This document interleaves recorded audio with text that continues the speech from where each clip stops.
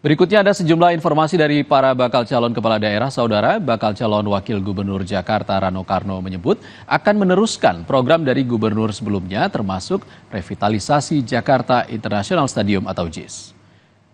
Rano bilang bagian stadion JIS sudah selesai, hanya saja perlu fasilitas, sarana dan prasarana lain di luar JIS yang belum tersedia. Namun, ia menjelaskan bakal paslon Pramono Rano tidak serta-merta hanya melanjutkan, tapi juga punya visi misi baru. Rano optimistis hal itu bisa diwujudkan mengingat Jakarta memiliki APBD yang sangat memadai, yakni 85 triliun rupiah.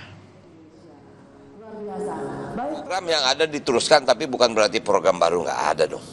Kita juga punya visi misi kan, tapi harus kita nyatakan, kembali berkali-kali saya bilang, APBD DKI sudah diketuk 85 triliun, programnya ini.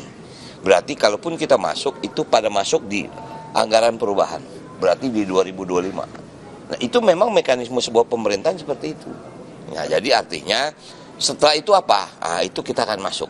Misalnya JIS, stadion ada, infrastruktur transportasinya belum. Nah, kita masuk di situ. Itu loh maksudnya, gitu. Di Situbondo, Jawa Timur, bakal calon gubernur Jawa Timur Tri Risma hari ini mulai melakukan konsolidasi basis dukungan di wilayah Tapal Kuda. Di Situbondo, Risma bertemu kader PDI Perjuangan. Konsolidasi dukungan basis di wilayah Tapal Kuda ini meliputi Kabupaten Situbondo, Bondowoso, Jember, dan Banyuwangi. Risma optimistis akan mendapatkan 60% dukungan masyarakat kota santri Situbondo. Selanjutnya, Risma melangsungkan safari politik ke Kabupaten Bondowoso dan Banyuwangi. Ini ada raket Sapsus PDIP yang kemudian dihadiri oleh tim dari Anura dan Partai Umat yang memang mendukung calonan Risma Ghosn di Pilgub ini. Ini mengkonsolidasi suara di Tapal Kuda ya Bu? Kenapa? Mengkonsolidasi suara di Tapal Kuda?